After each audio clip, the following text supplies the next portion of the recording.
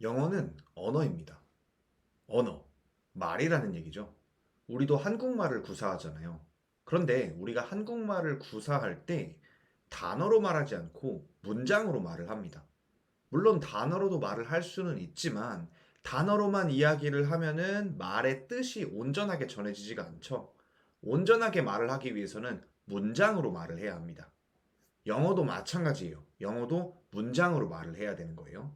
그런데 단어를 아무렇게나 막 배열한다고 해서 그게 문장이 되지는 않죠. 커피, 얼음, 마신다. 이렇게 말하면 대략적으로 뜻은 이해를 할 수는 있지만 그것이 제대로 된 말은 아니잖아요. 얼음을 넣은 커피, 뭐 아이스 아메리카노는 맛있다. 이렇게 하면 말이 온전히 이어지죠. 그런데 우리는 한국말을 어렸을 때부터 배워왔기 때문에 딱히 의식하지 않아도 자연스럽게 여러 가지 단어들을 적절한 순서로 조합해서 문장을 만들 수가 있어요.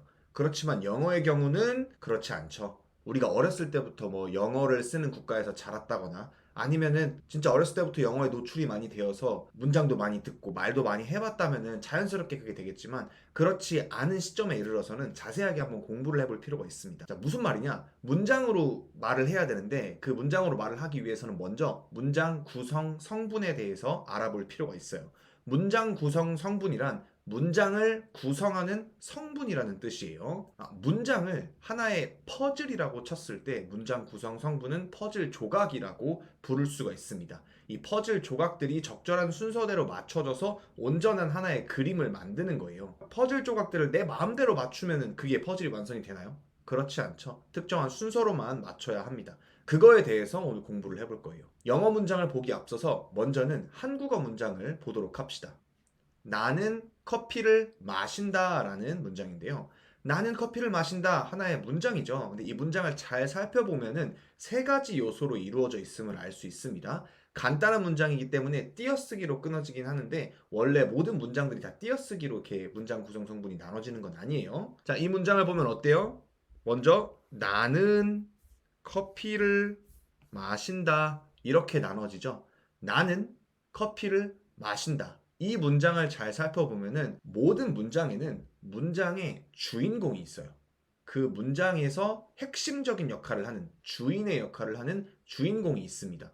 여기서는 누구예요? 나겠죠, 나. 나.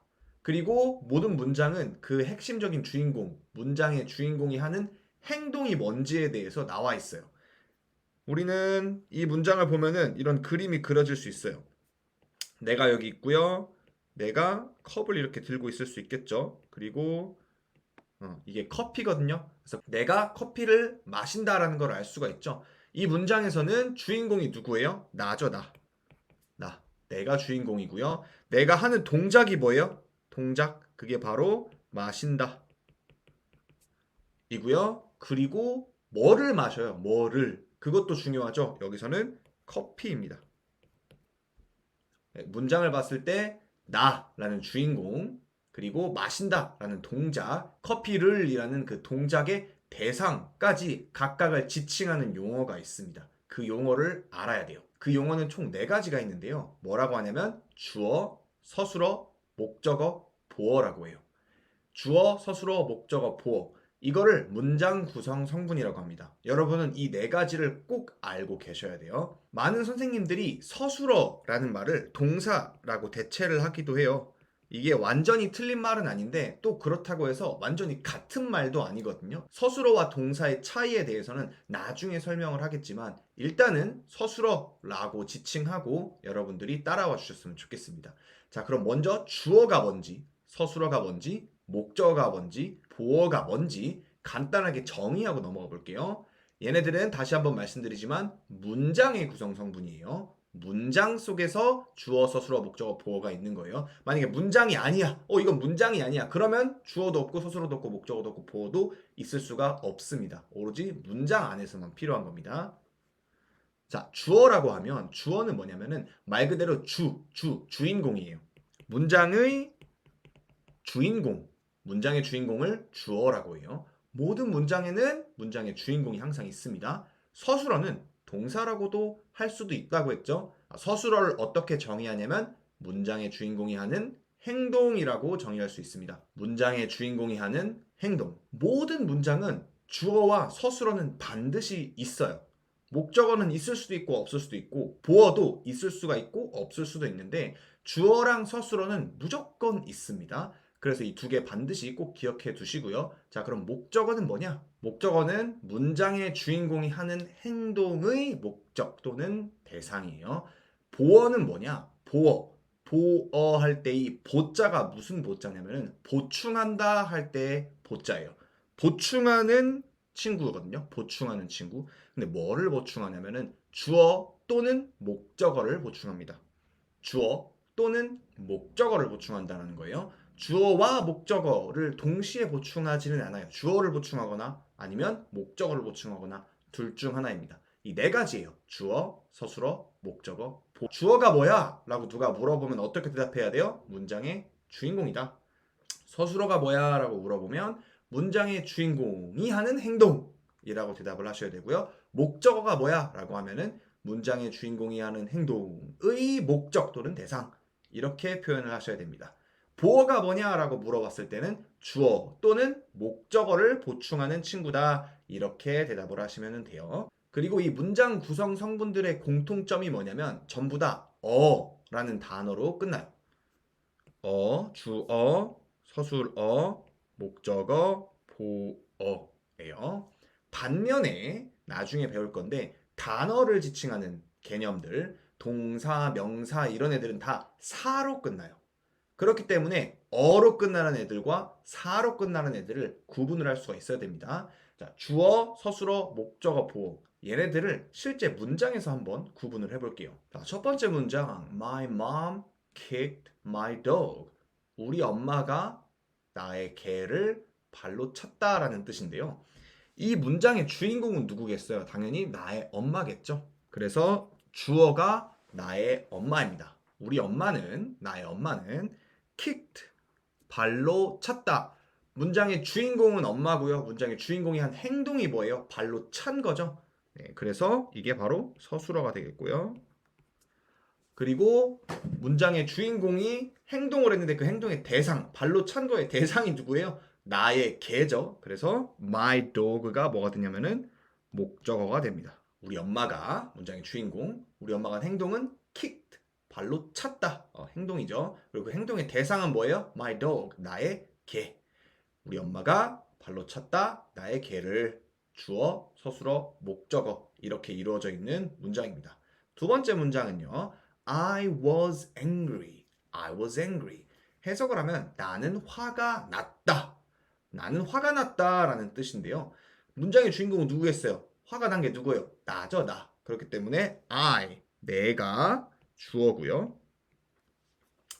was는 비동사인데 무슨 뜻이냐면은 was는 뭐뭐이다 라는 뜻이에요. 근데 was니까 뭐뭐였다라는 뜻이에요. 조금 이상하긴 하지만 비동사가 바로 여기서는 서술어의 역할을 합니다. 서술어의 역할을 하고요. angry라는 단어는 무슨 뜻이에요? 화난이라는 뜻이거든요. 상태를 나타내요. 그래서 나는 화난 상태였다. 즉 나는 화가 났다라는 뜻이 되죠. 그럼 angry는 목적어가 될까요? 그렇지 않아요. angry라는 단어는요. 이 문장 속에서 지금 누구를 보충해 주냐면 주어를 보충해 주죠. 누가 화가 난 거예요? 엄마가 화가 난 거예요? 너가 화가 난 거예요? 아니죠. 이 문장 속에서 나라는 주인공이 화가 난 거죠. 그래서 그거를 보어라고 합니다. 보어는 보어인데 주어를 보충해주는 보어다 해서 주격 보어라고 합니다.